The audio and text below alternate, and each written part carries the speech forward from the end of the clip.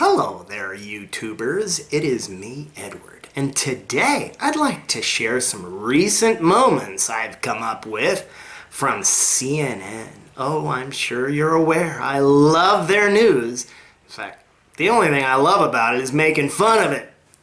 So let's get to it! Given all that you've talked about right now, the terrorism that you saw happened in Kenya before you got there, what do you think is the most urgent to be tackled? All right, there she goes with her question to Bill Clinton. Do you think she's going to shut up and let him speak? Or do you think she's going to answer the question for him?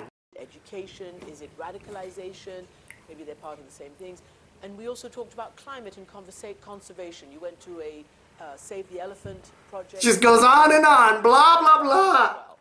Finally, he gets the chance to answer it. I mean, this is ridiculous. She answered the question. Is it this? Is it that? I mean, if you're going to ask a question, Christiana Manpour, ask it and shut up. Don't answer it for the person you're interviewing. What a retard. All right, on to the next brilliant example from CNN. In a sign of just how valuable China views them, the new islands are already well protected. There's obviously a lot of surface traffic down there. Chinese warships and Chinese Coast Guard ships. We heard the proof. The Chinese Navy ordering the P-8 out of the airspace not once, not twice, but 8 times on this mission. This is the Chinese Navy. All right, our next brilliant example comes from a guy named Jim Sciuto. He's reporting from an airplane, a military airplane that's flying over some islands that have been built by the Chinese. And it's a big scandal because the Chinese are building islands for military bases, as if the US doesn't have any military bases on islands that they've taken from other countries overseas. China, instead of stealing the islands, they're building their own. So, you know, that's a big scandal. But that's beside the point. Watch this. And aggressively, it warns away U.S. aircraft. This is a dredger actually pumping sand from under the water on top of an area they're trying to build up land. And we see this every day.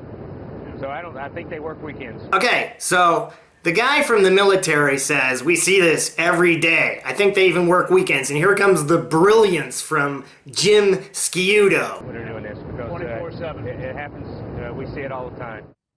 24/7, the guy says, like it's happening all the time, day and night. Do you really think the Chinese are operating heavy equipment at nighttime? Okay, besides the fact that it's probably extremely dangerous, what he's doing as a journalist is a big mistake. He's putting ideas or words into the mouth of the guy who he's interviewing. You don't do that, okay? You don't invent stuff. You just keep your mouth shut. CNN has a reporter named Rachel Crane. Now, Rachel Crane is a beautiful young woman, and I totally understand why they should have a beautiful young woman reporting on things. Here's an example of a case where I think it's fine to use Rachel Crane for the news, the supposed news that she's reporting on. Here we go. What's your dress size? Do you even really know? Probably not, because the tags inside of our clothing have gotten completely out of whack. You can thank a phenomenon called vanity sizing for the confusion. It's a marketing technique where clothing manufacturers are adding inches to clothes, and yet the sizes are actually shrinking. The thinking goes that if customers feel skinny inside the clothing, then they're more inclined to buy them. And designers can get away with this size rigging because there's no uniform standard. So essentially, clothing manufacturers are making their own measurements and specs. The end result? Frustration, manipulation, and a lot of returns. Some things should not be changed, and that's one of them. My problem with Rachel Crane is that everything she reports on is, this is the first, or the biggest, or this is the most important. Everything she says is like some huge exaggeration. And to make matters worse, she's their reporter for most of the science things that they cover. And it drives me completely up the wall watching anything she does. Anything. Here's an example. Discovered in 1801. It was the first object discovered in our solar system's main asteroid belt. 19th century astronomers couldn't be sure if Ceres was round, so it was demoted to an asteroid. In 2006, it was reclassified a dwarf planet, like Pluto. A dwarf planet? What does that even mean? Dwarf planet? What does that even mean? Fucking Celebrate science and technology and use sports as a way to change the culture. His concept is working. Walking It's onto this working. field feels more like I'm going to a concert or a sporting event. This really is the Super Bowl of robotics. After years of promises, space tourism is finally taking off from the pages of science fiction and landing in reality. A handful of companies and private investors are spending upwards of $1 billion to build. This is like crafts that presenting the take passengers news into space. through the fashion Galactic is set on world. being the world's look, first commercial science. space line. We're Woohoo. going to get on their manufacturing floor and get an inside look on how they're going to do it. For morons.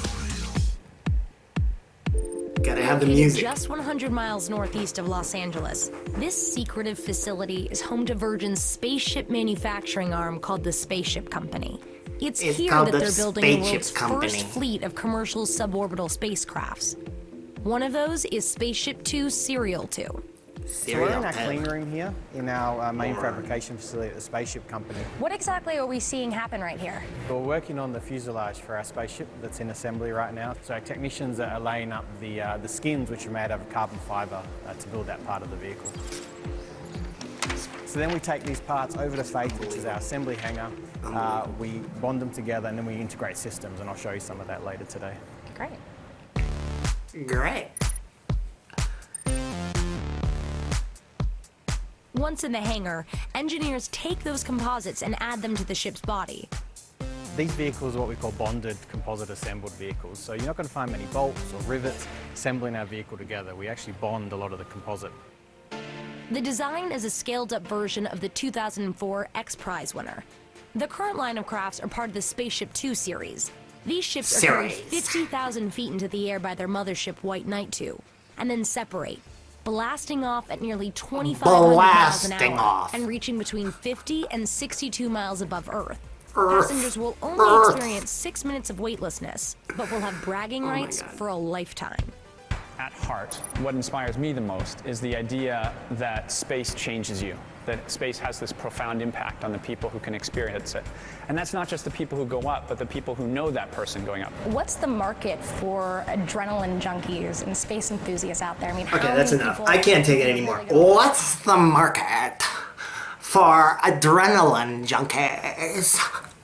Ah! I can't take it anymore. I don't even know why I torture myself and watch this crap. It's just unbelievable, unwatchable. This is not news. CNN, that is not news, okay? Just telling you. Thanks for watching.